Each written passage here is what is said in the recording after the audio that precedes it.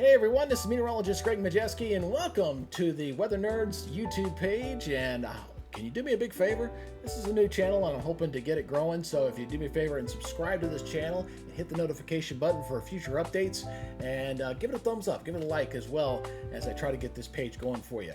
Now we're going to start off by first taking a look at what's going on in the tropics and the Pacific, because this is going to have a big impact on the weather, especially for the southeastern portion of the United States, as we've got this two tropical systems that are currently sitting out there. This bigger system, that's Lydia out here, and the smaller one over here, this one is Max. And both these storms are going to get pulled into the Mexico area and then head right up into the southeastern United States, and really is going to influence the rainfall amounts, especially toward the middle of the work week.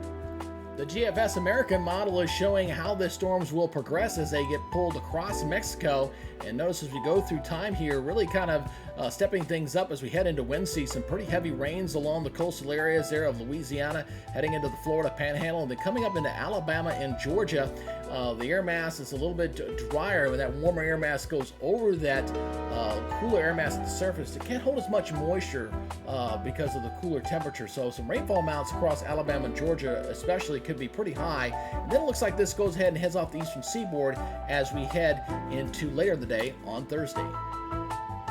The North American model here showing, your intermediate model, is showing a lot of purple there on the map, and that's indicative of some of that heavy rain that's going to be coming on in as it flows out of the Gulf of Mexico across the southern eastern portion of the United States. You notice here you're seeing a lot of the purples in here in that 3 to 4 inch range. So areas from near Columbus, Georgia over toward Macon could see some pretty good downpours, with some of the tropical downpours and moisture coming in across the southeast before it heads on out to sea on Thursday.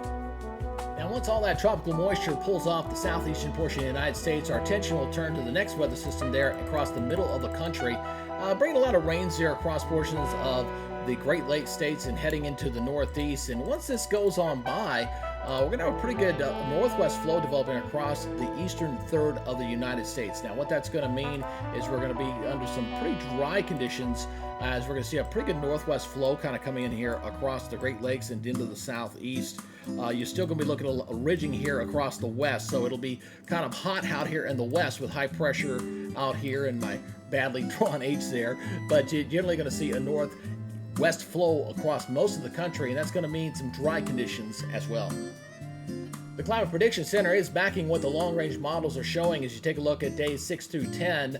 October 14th to the 18th showing a good portion of the country seeing with below average temperatures, except for obviously out here on the Pacific Northwest with that high pressure ridge in place for those days on the calendar through the middle of the month. And as we go a little bit further out from days 8 through 14, you're still seeing those temperatures below average across the southeast, but a bigger chunk of the country seeing above average temperatures as things begin to dry out with that northwest flow. And that's also showing in our precipitation outlook as well. Look at a big chunk of the country looking with below average on the rainfall, except for the onshore flow here across the northwest, and still a little bit above average precipitation for the northeast. Otherwise, most of the country looking pretty dry, and that will be the trend continuing even into days 8 through 14th.